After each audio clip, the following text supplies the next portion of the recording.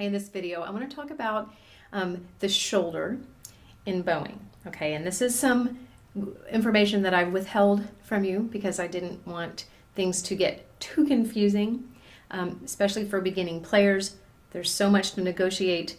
All these parts have to move in just certain ways, and I didn't want to clutter that up. But as I'm seeing more of your posts, I'm seeing that I need to address this. So I'll be talking about the vertical motion of the shoulder while bowing, but I just quickly want to review before the videos on bow geometry and the whole bow stroke.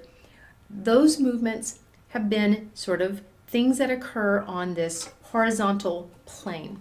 Okay, horizontal as in, you know, the plane of bowing in relation to the strings. So E string, A string, D string level, and then the to and fro. So what the shoulder does when we're at the frog, it comes forward, the elbow the arm pulls back from the shoulder until we get to the square. Once we're here, we start opening the arm. In order to extend all the way to the tip, the shoulder comes forward a little bit again. So that pulls back, comes forward. So we have this kind of to and fro action from the shoulder.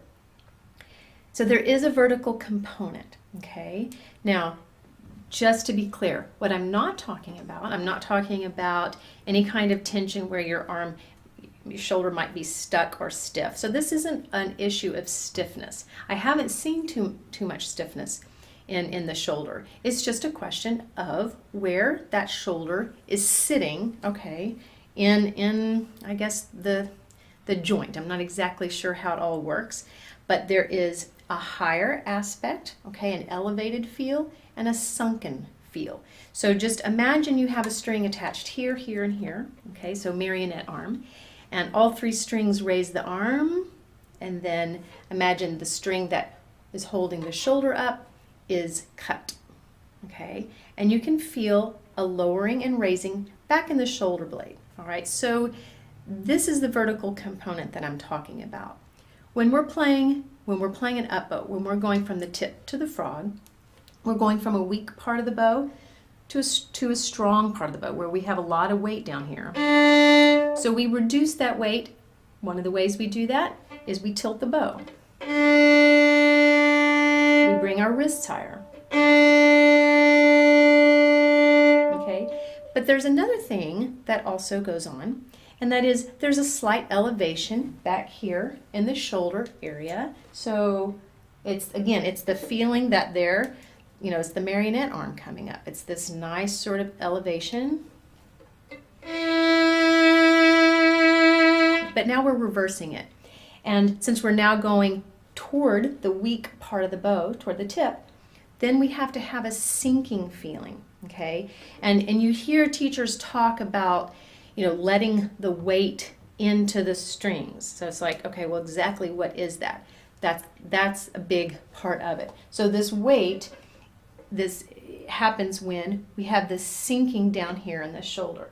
So when you put that together, it turns into a little bit of a circular, counterclockwise, more elliptical than circular motion. So it's kind of an elevation, sinking, elevation, sinking. And I think if you start watching some videos, performers, you'll see it.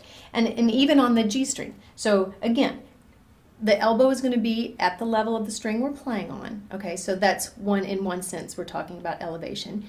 But then also think about the shoulder back here, kind of the shoulder blade, let's say. So I can feel the shoulder blade come up, and then I can feel it sort of drop. So I'll get a different angle here for you.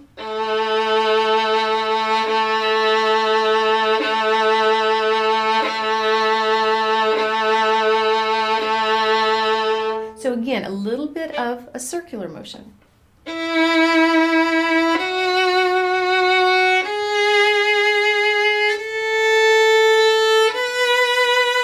And I've noticed this in videos that I've recorded, that I tend to do this a lot, to the point of exaggeration, and at times what I might accidentally do is elevate too much, and then I lose tone. So if you're having a problem, an issue with having good contact and your bow is going straight, it could just be that this arm is just a little bit too elevated.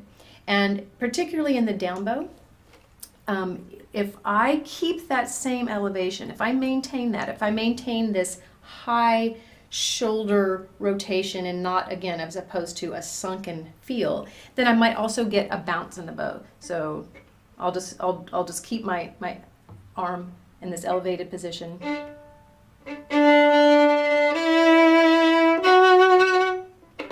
as I go to the tip, I'm withholding weight. So when you hear this, let the weight into the strings, okay,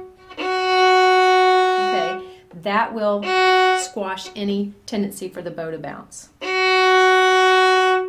Now it's obviously important for the hand and fingers to be relaxed, or else they will be what prevents all that weight from getting into the strings as well. But we're just talking about the shoulder.